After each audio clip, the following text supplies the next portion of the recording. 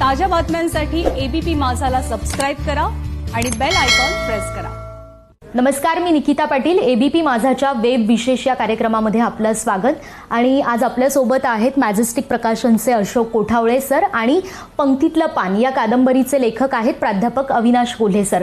खरं तर यंदा दोन गोष्टी महत्त्वाच्या आहेत, त्या म्हणजे भालचंद्र नेमाडे यांच्या हिंदू जगण्याची समृद्ध अडगळ या कादंबरीला यंदा 10 वर्ष पूर्ण होत आहेत।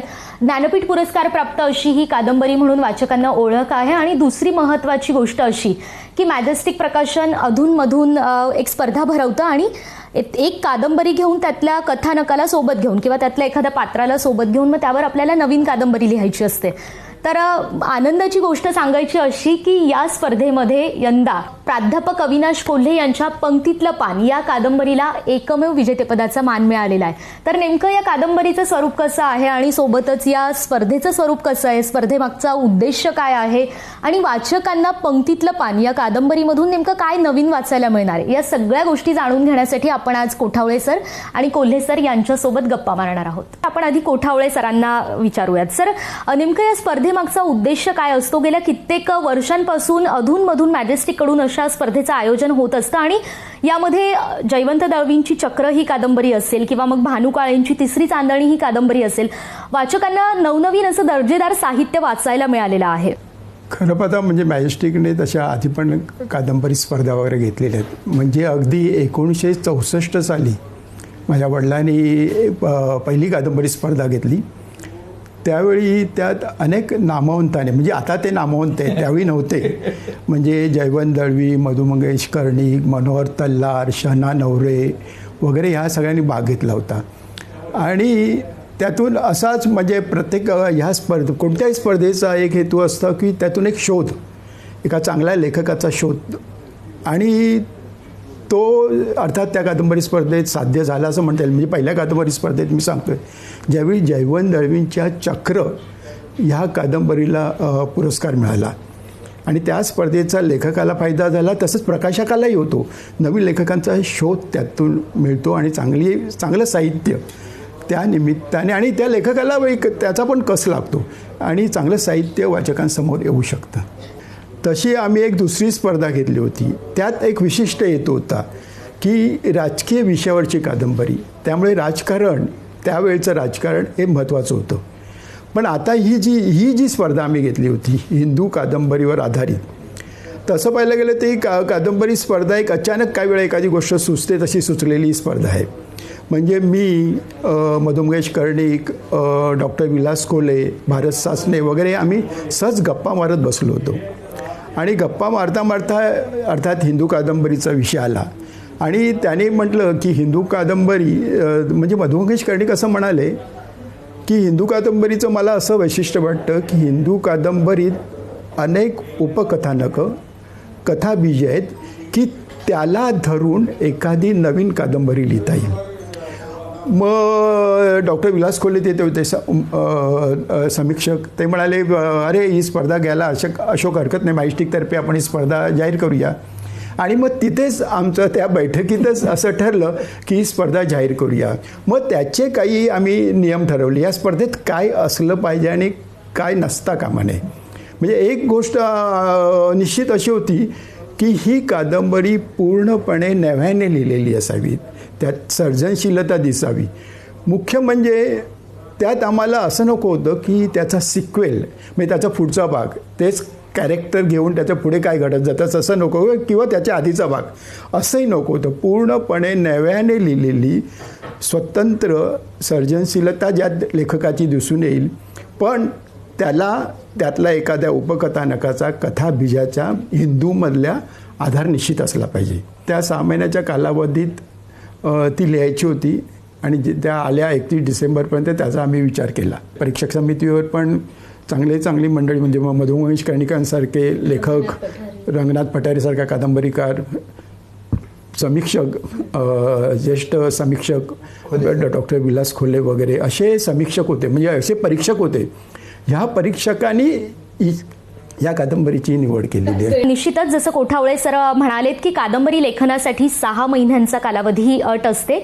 पण भालचंद्र नेमाडेंची हिंदू ही कादंबरी जर आपण लक्षात घेतली कोल्हे सर, तर त्यांनी जवळपास 30 वर्ष हिंदू लिहिण्यासाठी घालवलेली आहेत. आणि 30 वर्ष एखाद्या कादंबरीला लिहिण्यासाठी वेळ लागतो. ती कादंबरी वाचायची आणि त्यावर आधारित दुसरी एखादी कादंबरी लिहिण्यासाठी 6 महिन्यांचा वेळ, ही खरोखरच शिवधनुष्य पेलण्यासारखी गोष्ट होती. तर तुम्ही हे कसं शक्य केलं? काही डोळ्यापुढे नव्हतं, फक्त हे करायचं इतपत माझ्या मनाचा निर्णय झाला होता. त्याच्यात परत 7-8 दिवस झाले की काय करायचं. कारण आता कोठाळे साहेब म्हणाले, सगळेच लोक म्हणतात की याच्यात खूप कथाबीज आहेत, खूप कथानक आहेत, त्याच्यावर कादंबरी होऊ शकते, पण आपण त्यातले कुठले निवडायची, आपल्याला ते कुठलं फुलवता येईल. आणि कादंबरी स्पर्धा लक्षात घ्या, कथा स्पर्धा नाही 3-4 हजार शब्दामध्ये आटपलं, 2.5-3 हजार शब्दामध्ये आटपलं. इथं कमीत कमी 40-50 हजार शब्द, 180, 150-200 पानाची कादंबरी झाली पाहिजे. म्हणजे त्याचा व्याप तेवढे तपशील भरता आले पाहिजे, तेवढं त्या कथानकामध्ये फुलण्याची क्षमता पाहिजे. हे सगळं मी आता बोलतोय, तेव्हा काही असं दुसरं दिसत होतं सगळं. फक्त अंदाज होता की या दिशेने आपल्याला जायचं, पुढे काय होईल माहिती नाही, साधेल की नाही तेही माहिती नाही, वेद पूर्ण होईल की नाही, म्हणजे सगळ्यात अंधार होता ना. सुरू केलं. फक्त मी पाश्चात्य लेखक जसे शिस्तबद्ध करतात तसं की रोज इतकं झाल्याशिवाय लॅपटॉप बंद करायचा नाही. त्या हिशोबाने मग गणित केलं, इतके दिवस मिळतात, इतके आपल्याला लिहायचं, एडिटिंग करून इतकं होईल, त्या हिशोबाने रोज 700-800 शब्द लिहिले पाहिजे. असं करत करत जवळजवळ 90,000 शब्द लिहून काढले होते मी. नंतर मला लक्षात आलं की आता हे एडिट करावं लागेल. त्याच्यात म्हणजे पहिलं वाचन, दुसरं वाचन, अशा मोठ्या याच्यामध्ये पात्रांची नावं चुकतात. कुठे तुम्ही उत्तर नाव लिहिलं असतं, तो पात्र पुढे येतं, मग त्याचा गोविंदराव झालेलं असतं, मग आपल्याच गोंधळ होतो. मग त्याची अख्खी फॅमिली ट्री लिहून काढली मी की हा कोण, याचा मुलगा कोण, याचं कुळ कुठला, हा कुठला गाव राहतो, याचा जिल्हा कुठला, याच्याशी काय नातं आहे, ज्याला आपण फॅमिली ट्री म्हणतो, तशी तयार करून ठेवली. आणि मग ते हळूहळू पिक्चर क्लिअर होत गेलं. आणि 29 डिसेंबर संध्याकाळी 5 वाजता मी मॅजिस्ट्रेट कार्यालयात देऊन आलो. पण असं वाटतं का की स्वतःच्या ज्या काही कल्पना असतात किंवा पात्र असतात त्यांना डोळ्यासमोर ठेवून कादंबरी लिहिणं आणि एखाद्या दुसऱ्या लेखकाची जी काही कादंबरी असते त्यातली पात्र डोळ्यासमोर ठेवून मग आपल्या कल्पना विस्तारत जाणं, या दोन खूपच वेगळ्या गोष्टी आहेत. पण ही पंक्तीतलं पान ही कादंबरी लिहित असताना तुम्हाला कुठेतरी तुमच्या कल्पना बांधल्या गेल्यात असं वाटलं का? की मग हिंदूतली जी काही पात्र आहेत त्यांना तुम्ही जास्त व्यक्त होण्यासाठी वाव दिलात असं वाटतं? म्हणजे पंक्तीतलं पान ही कादंबरी लिहित असताना तुमची नेमकी काय भावना होती किंवा तुम्हाला काय अनुभवायला मिळालं? नाही, याच्यात आता कोडाळे साहेबांनी सांगितलं ना तसं होतं की याच्यातल्या अटी तशा जाचक नव्हत्या की खंडेरावात घेतला पाहिजे, त्याचं गावात घेतलं पाहिजे, त्याचा प्रोफेशनच घेतला पाहिजे, असं काही नव्हतं. त्यातलं एक थीम उचलायची आणि ती तुम्ही डेव्हलप करायची. फक्त प्रिक्वेल नाही, सिक्वेल नाही, एवढं बंधन पाळायचं. हे लक्षात की मग तुम्हाला तसं आकाश मोकळायचं आहे ना. म्हणजे स्वतंत्र लिहिणं इतकं तर हे स्वतंत्र आहे, फक्त तुम्हाला एक चौकट दिलेली आहे, ती अगदी घुसमटून जावं अशी नव्हती की त्यात खंडेराव आलंच पाहिजे, त्या जळगाव जिल्ह्याचं वातावरण आलंच पाहिजे, तो आर्किओलॉजिस्ट असलाच पाहिजे, असं काही नव्हतं. मग मी तिथं विद्यार्थी दाखवला, डॉक्टर पण दाखवला असता, वकील पण दाखवला असता, एखादा MLA पण दाखवला असता, काय करता आलं असतं ना. त्याच्यातून सुचलेली कादंबरी एवढीच तुमची अपेक्षा आहे ना, ते मी पूर्ण करतो ना. असं कुठे म्हटलं आहे की खंडेरावाचं पुढे घ्या किंवा खंडेरावाच्या त्या एपिसोडला तुम्ही डेव्हलप करा, असं नव्हतं. त्यामुळं फार जाचक बंधनं नव्हती. फक्त शिवधनुष्य होतं, कारण हिंदूची समाजाची प्रतिमा आहे ती वाचून त्याच्यावर कादंबरी लिहायची. हे इथं हातपाय कित्येक वेळा डळमळायचे की जमेल ना, नाही तर लोक त्या रावणाला शिवधनुष्य उचलताना जसे हसले तसे हसतील आपल्याला. सर, तुम्ही आंतरराष्ट्रीय राजकारणाचे अभ्यासक आहात, राज्यशास्त्राचे कित्येक वर्ष तुम्ही प्राध्यापक होतात, स्वतः तुम्ही राज्यशास्त्राचा अभ्यास केलात आणि मग त्यानंतर तुम्ही अध्यापन सुद्धा केलं. आणि हा सगळा विषय घेऊन त्यावरची वेगवेगळी चर्चासत्र आणि व्याख्यानं तुम्ही आतापर्यंत केलेली आहेत. तर आंतरराष्ट्रीय राजकारणावरनं थेट गावकुसाचा विषय घेऊन तुम्ही पंक्तीतलं पान ही कादंबरी लिहिलेली आहे. म्हणजे गावातले जी काही जाती व्यवस्था असेल, धार्मिक व्यवस्था असेल, गावातले हेवे दावे असतील, गावातल्या लोकांचे स्वभाव असतील, असं सगळं चित्रण आपल्याला पंक्तीतलं पान या कादंबरीमध्ये पाहायला मिळतं. मग तुमचा हा ग्लोबल ते लोकल ही संकल्पना तुम्हाला नेमकी कशी सुचली? ग्लोबलला ग्लो घ्यायचं, लोकलला लो घ्यायचं, ग्लोकल. एकाच वेळेस तुम्ही वॉशिंग्टनमध्ये आणि वडगावमध्ये पण आहात. कसं आहे, तुम्हाला जर माहिती असेल तर सांगतो, मी वयाची पहिली 16 वर्षे ग्रामीण भागात काढलेली आहेत. जो भाग त्याचा आला तो माझाच भाग आहे. जे मी त्याच भागात वाढलो. 16 वर्षी मी पुण्याला गेलो, तिथून माझं शहरीकरण सुरू झालं असं म्हणूयात, पण मुळं ग्रामीण भागातच आहेत, मुळं ग्रामीण भागातलीच आहेत. अजूनही मी गावी जातो, माझं गाव आहे, माझी बहीण आहे, आमची पाटीलकी आहे. आता काही राहिले नाही, हा मुद्दा वेगळा, पण नावाला पाटीलकी आहे. अजूनही होळीच्या दिवशी आमच्यापेक्षा कोणाची मोठी होळी पेटत नाही. हे म्हणजे तो जे ग्रामीण भाग आला आहे तो तसा काल्पनिक नाही आहे. हां, तो काही प्रमाणात माझ्या भावविश्वाचा भागच आहे. त्या वातावरणातच मी लहानचा मोठा झालो आणि जे कुलकर्णी म्हणतात तसं वयाच्या 5-6 वर्षापूर्वी तुम्हाला जे अनुभव होतात ते तुमच्यावर आयुष्यभर राहतात, नंतर मग तुम्ही बंद होता आतून, असं जीएनचं म्हणणं आहे. तर ते काही प्रमाणात तिथे तुम्हाला दिसतं. इतकं ते काय म्हणतात मनापासून आलेलं वर्णन आहे, कारण ते माझं जग आहे ना. त्यात असं काही त्या अर्थी काल्पनिक काही नाही आहे त्या अर्थी. पण कोल्हे सर मला सांगा की जसं कोठावळे सर म्हणालेत, कादंबरीचा पूर्णतः म्हणजे हिंदू कादंबरीचा एखादा सिक्वेल अपेक्षित नव्हता. पण आपण जर हिंदू डोळ्यासमोर ठेवली आणि नवीन कादंबरी पंक्तीतलं पान ही आपण डोळ्यासमोर ठेवली, तर हिंदूमधला खंडेराव आणि पंक्तीतलं पान या कादंबरीचा जो नायक आहे गुलाब धांडे पाटील, या दोघांमध्ये कुठेतरी सारखेपणा आढळतो. म्हणजे या दोन्ही कादंबरीतले नायक जे आहेत ते कुठेतरी परिस्थितीपुढे हरलेले दाखवले गेलेत, परिस्थितीपुढे शरण असं आपल्याला म्हणता येईल, किंवा मग ते गावकुसाकडे परत येतात, त्यांचे प्रश्न सारखे आहेत. तर एखाद्या लेखकाचं पुस्तक किंवा लेखकाची कादंबरी डोळ्यासमोर ठेवून ज्यावेळी आपण लिखाण करतो, हा प्रभाव पडणं साहजिक असतं का? ही कादंबरी मी हिंदुत्वातून लिहिली हे खरं असलं तरी ही कादंबरी स्वतंत्रपणे पण लिहिता आली असती. ही फक्त ट्रिगर होता, जे परीक्षकांना कोठावळे साहेबांना अपेक्षित होतं की याच्यातून फक्त तुम्ही स्फूर्ती घ्या, याच्यातलं काही घेऊ नका याच्या व्यतिरिक्त. त्याच्यामुळं कर्णिक सरनेला एकदा फोन करून पण सांगितलं होतं की ही स्वतंत्रपणे कादंबरीसुद्धा उभी राहू शकते. म्हणजे हिंदूच्या सावलीतच ही कादंबरी असं नाही आहे. गुलाब धांडे पाटील हा काही हिंदुराचा छोटा भाऊ नाही आहे किंवा त्याची सावलीसुद्धा नाही आहे. It's a independent creation. तो फक्त इन्स्पायर झाला की हे जे खंडेरावचं जग आहे ते जग त्यातले काही ताणतणाव हे गुलाबला पण भोगावे लागतात. त्याच्यात खंडेराव काही नवीन मार्ग काढतो, गुलाब त्याच्यापर्यंत काही नवीन मार्ग काढतो. एवढं साम्य आहे, बाकी मग काहीच नाही ना. पण आणखी एक महत्त्वाचा प्रश्न असा सर की गुलाब धांडे पाटील हा जो आपला नायक आहे, त्याला गावातले जे प्रश्न आहेत त्याच्याशी आपण जर तुलना केली तर आज शहरामध्ये शिकायला येणारे जे काही तरुण आहेत त्यांच्या प्रश्नांचं स्वरूप हे वेगळं आहे. म्हणजे शहरामध्ये शिकत असताना नैराश्य येतं, आत्महत्येचे विचार मनात डोकावतात, किंवा शहरामधला लोकांचा आत्मकेंद्रीपणा अनुभवायला मिळतो, आर्थिक प्रश्न असतात, त्याचबरोबर प्रेमभंगाचे प्रश्न असतात. असे कित्येक प्रश्न आज तरुणांचे बदललेले आहेत. तर हे जे काही प्रश्न आहेत ते या कादंबरीमध्ये दिसत नाहीत. मग हे प्रश्न मांडण्याचं काम फक्त येणाऱ्या तरुण लेखकांचं आहे का, की मग तुमच्या पिढीतले जे काही लेखक आहेत ते हे प्रश्न का मांडू शकत नाहीत?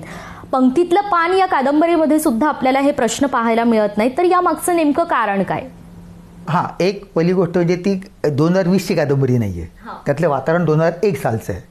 म्हणजे आजपासून सरळ 20 वर्ष जुनं, म्हणजे 1-2 पिढ्या पुढे सरकलेल्या आहेत. 2 पिढ्यामध्ये ग्रामीण भाग, शहरी भाग सगळ्याच बऱ्यापैकी बदललेले आहेत. त्यामुळे तुम्ही म्हणाल की त्या कादंबरीत आजचे प्रश्न आहेत का, त्या अर्थाने आजचे 2020चे तर नाहीत. हे 2001ची कादंबरी आहे. त्याच्यात हा स्पष्ट उल्लेखसुद्धा येतो. कारण हे मला ज्या तऱ्हेने लेखनाकडून अपेक्षा असते की स्थळ आणि काळ हे पक्क पाहिजे. कुठं घडते, ही बुलढाणा जिल्ह्यात घडते. कुठलं वय आहे, 2001. जात काय त्या माणसाची, मराठा पाटील, असे त्याची क्लॅरिटी पाहिजे. म्हणजे मग तुम्हाला, कारण मी अनेक लेखक वाचलेले आहेत. नुसती वसुधा कोण?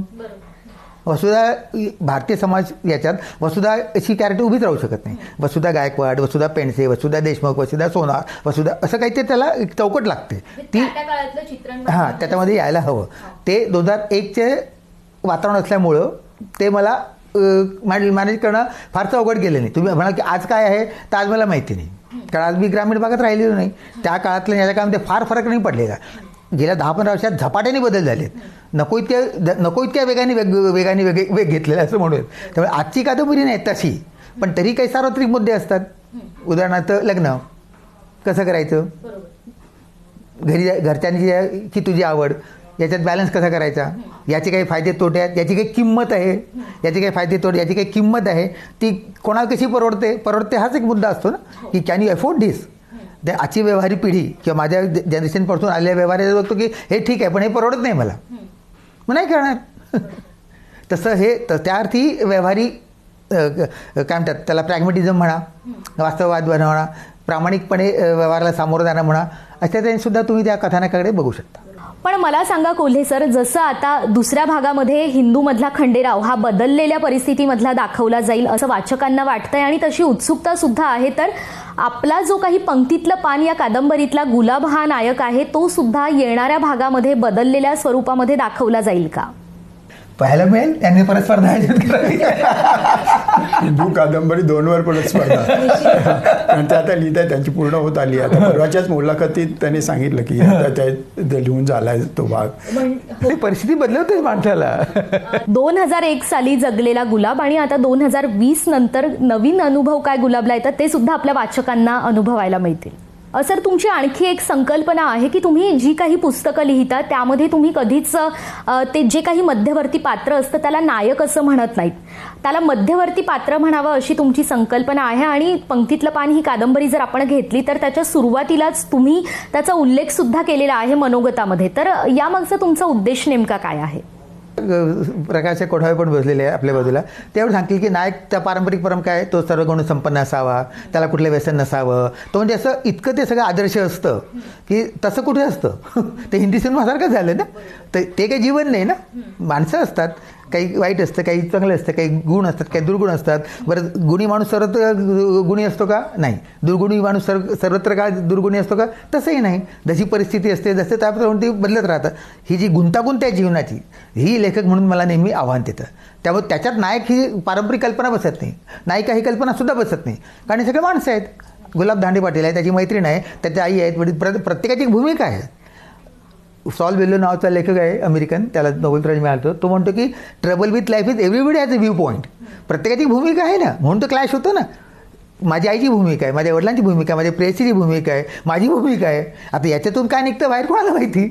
कोणाची भूमिका त्या क्षणी डॉमिनंट ठरते त्याच्यावरती पुढचा पायरी घेतल्या जाईल ना. त्यामुळे याच्यात नाही कुठे आहे, त्याला सुद्धा 10 कॉम्प्रोमाइज करावं लागतात. गुलाबला सुद्धा त्याला मनासारखं कुठं मिळालं. 10 ठिकाणी त्याला मागं पाय घ्यावं लागलं ना. स्वतःच्या भावावरती केस करायची वेळ आली त्याला, ज्या भावाविषयी तू एवढा प्रेमाने बोलतोय.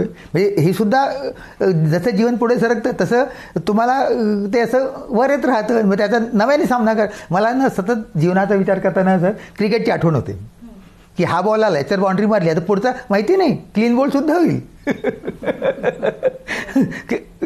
असं सांगता येत नाही की आता 3 बॉल चांगले खेळून पुढचे 3 चांगला खेळ का 4थ्या बॉल आउट सुद्धा होईल, माहिती नाही. पुन्हा एकदा मी कोठावळे सरांकडे जाते. सर, मला सांगा, आपण कोरोनाचे जे काही परिणाम आहेत ते आता पाहतोच आहोत. लोकांच्या बाहेर पडण्यावर मर्यादा आलेल्या आहेत. त्यामुळे जर या पंक्तीतलं पान या कादंबरीचा जर वाचकांना अनुभव घ्यायचा असेल, ती वाचायची असेल, तर नेमक्या कोणत्या प्लॅटफॉर्म्सवर ही कादंबरी वाचकांसाठी उपलब्ध आहे? म्हणजे किंडल असेल किंवा स्टोरीटेल सारखं ऑडिओ बुक्सचा पर्याय असेल, या ठिकाणी उपलब्ध आहे का कादंबरी? एक तर कसं आमची ऑनलाईन सेवा आहे majesticreaders.com म्हणून, त्याच्यावर हे पुस्तकं उपलब्ध आहे. आणि तुम्ही म्हणता तसं तरीही आमची काही स्वतःची ग्रंथदालनं आहेत. म्हणजे माझं ठाण्याला मोठं ग्रंथदालन आहे रामावती रोडवर. हे जे ग्रंथदालन आहे, शिवाजी मंदिर, किंवा माझं गिरगावात आहे, माझं पुण्यात आहे. त्यामुळे तिथे पण ते उपलब्ध असेल. आणि ज्यांना तिथपर्यंत पोचता येत नाही आहे, खरा जो वाचक आहे त्याला पुस्तकं पाहून चाळून पुस्तक खरेदी करायला आवडतं, तरी आता ऑनलाईन आहे, ऑनलाईनवर हे पुस्तक उपलब्ध आहे. त्यामुळे तुम्हाला कोणतेही पुस्तक majesticreader.com वर जाऊन ते त्यांना विकत घेता येऊ शकतं. किंडल हा ऑप्शन पण आहे, त्याच्यावर पण आहे? नाही, किंडल पण नाही, अजून ई बुक त्याचं झालेलं नाही आहे. पण आता आमची ई बुक पण सुरुवात होते, ई बुकला सुद्धा. अजून आपल्याकडे ई बुकला तेवढा मोठा वाचक नाही आहे. हां, पण लोकांना अजूनही हातात पुस्तक घेऊन वाचायलाच आवडतं वगैरे. सर, मॅजेस्टिक प्रकाशनचा आणखी एक कौतुकास्पद उपक्रम आहे मॅजेस्टिक गप्पा म्हणून, आणि त्यातनं सुद्धा वाचकांना नवनवीन असं साहित्याची ओळख होत असते. मॅजेस्टिक गप्पा असतील किंवा मग मॅजेस्टिक प्रकाशनची ही कादंबरी लेखनाची स्पर्धा असेल, या व्यतिरिक्त आणखी नवीन काय उपक्रम असतात की जेणेकरून वाचकांना त्याचा लाभ घेता येईल? या मॅजेस्टिक गप्पा ज्या आहेत याची सुरुवात पुण्याला झाली. म्हणजे पुण्याला आमची स्वतःची वास्तू आहे, मॅजेस्टिक या नावानेच आहे, आणि त्याच्या गच्चीवर ह्या गप्पा सुरू झाल्या. त्यावेळी त्या गच्चीवरल्या गप्पा म्हणून पण प्रसिद्ध होत्या. तर ह्या गप्पा म्हणजे आम्ही माझ्या बाबांचं म्हणजे केशवराव कोठावळे संस्थापक मॅजेस्टिकचे, त्यांचं 1983 निधन झालं. त्यानंतर आम्ही या गप्पा मुंबईत सुरू केल्या, पार्ल्याला. म्हणजे आम्ही त्याचं नाव पण त्यामुळे बदललं. साहित्यिक गप्पा असं नाव जे होतं ते आम्ही मॅजेस्टिक गप्पा असं केलं.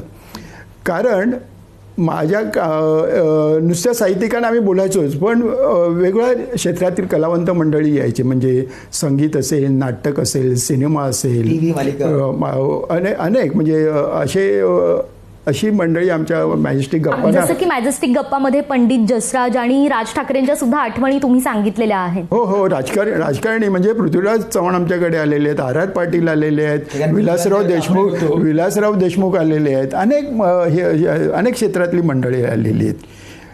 आणि नुसत्या आम्ही मुलाखतीने आम्ही काही परिसंवाद पण घेतो. मग ते आरोग्यविषयक असतात, काही वेळा वैज्ञानिक असे परिसंवाद असतात, विज्ञानविषयक जाणीवा वाढवणारे परिसंवाद असतात. असे अनेक श्रद्धा, अंधश्रद्धा वगैरे अनेक परिसंवाद पण त्यात असतात. आणि लोकांना म्हणजे आम्ही एक त्याचं म्हणजे मुख्य म्हणजे आमच्या गप्पांचं वैशिष्ट्य असं राहिलं की आम्ही त्याला गप्पा हे नाव आहे त्याचं एक ज्याला काय म्हणतात, जसं जसं म्हणजे असं काय आता कसं झालं आहे की जसं गोदरेजचं कबोर्ड म्हणजे स्टील कबोर्ड म्हटलं की गोदरेज, तसं गप्पा म्हटलं की त्याला पुढचं विषय असेल तर मॅजेस्टिक गप्पा. तसं आमचं ललित मासिक आहे की जे 57 वर्ष फक्त ग्रंथ प्रसाराला वाहिलेलं मासिक, ज्यात आम्ही कथा, कविता वगैरे असं काही साहित्य देत नाही. आम्ही पुस्तकाविषयी शब्द म्हणजे पुस्तकाविषयी काय, लेखकाची मुलाखत असेल, लेखकाच्या सर्जनशीलतेविषयी असेल, काही नवीन तो लिहित असेल तर आमचं स्वागत नावाचं सदर. आता ह्या निमित्ताने मी तुम्हाला सांगतो, आमचं ज्यावेळी ललित सुरू झालं 1964 साली, त्यावेळीपासून आमचं स्वागत नावाचं सदर होतं. तर या स्वागत सदरात पहिलं भालचंद्र नेमाडेने लिहिलेलं आहे 1964, आणि ते ह्याच्यात पहिलाच छापलेलं आहे. या पुस्तकात जे आम्ही आता भालचंद्र नेमाडेंचं व्यक्ती आणि हे पुस्तक आहे ना, त्यात भालचंद्र नेमाडेने ते स्वागतची सुरुवात केलेली आहे.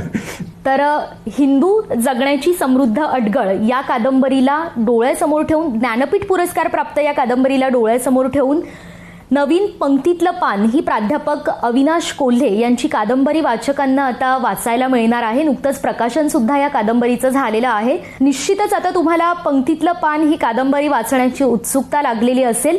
आणि कोठावळे सर आणि कोल्हे सर, तुम्ही एबीपी माझासोबत या सगळ्या गप्पा मारल्यात, नवनवीन पुस्तकांची आणि पंक्तीतलं पान या कादंबरीची सुद्धा एका वेगळ्या स्वरूपामध्ये आमच्या प्रेक्षकांना ओळख करून दिलेली आहे. त्याबद्दल तुमचे खूप खूप धन्यवाद.